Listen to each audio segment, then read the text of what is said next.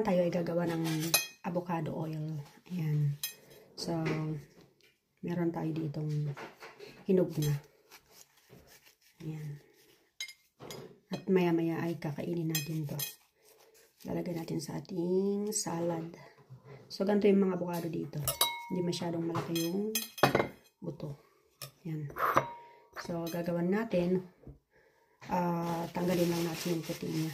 Tapos babalatan natin. Natanggal ko yung balat niya. Madulas kasi. Yan, pag hindi mo siya binalatan. Yan. So, ganito yung ginagawa ko. As in, na binabalatan ko siya para hindi madulas. So, ayan, makita nyo yung balat niya. So, ito talagang proven talaga to. Kasi si Ian noon, may sciatica. Ayan, lahat ng doktor napuntahan na namin. Tapos, nag-therapy siya, nag-injection pa. Hindi lang gumaling. So, nung napanood ko to, na-try ko talaga siya. Ayan. So, ganito lang yung ano natin. Kadgaran natin, ayan. So, kadgarin lang natin dito.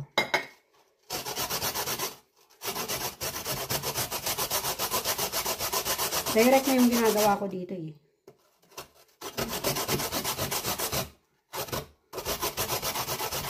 Mahirap nga lang siyang lagdarin kasi maliit. Ang liit talaga yun. Dahan-dahan kasi baka magagad natin.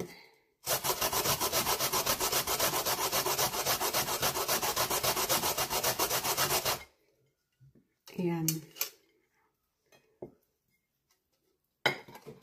Ilang years na akong gumagamit ng ganito.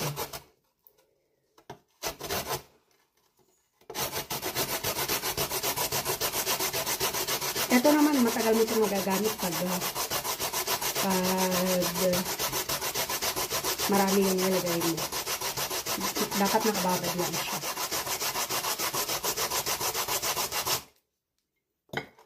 Yung isang piraso naman, marami na siya. Nakakababad na lang yun. Malaking lagayan. Patient lang. Patient sa pagdagdag. Kasi baka tayo yung masiraan ng kuko.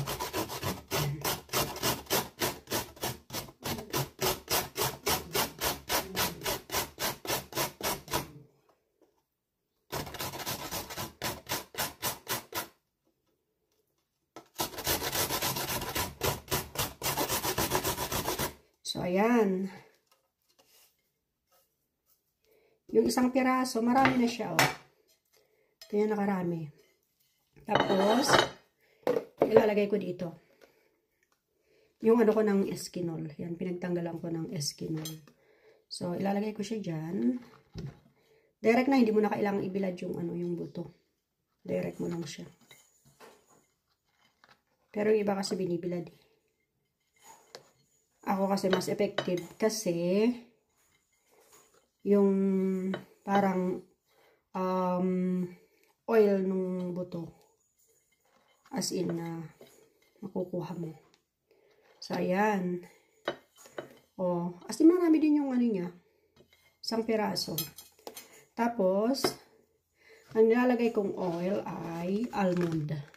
Ayaw ko ng olive or coconut. Maamoy. Yan. Ito kasi, kahit matulog ka, hindi siya sa katawan mo, sa likod mo. Ayan. So, ginamit ko, ilang buwan ko rin itong ginamit. Malapit nang maubos. Sa Amazon meron to. So, igagawin natin, ilalagay lang natin dito. Ayan.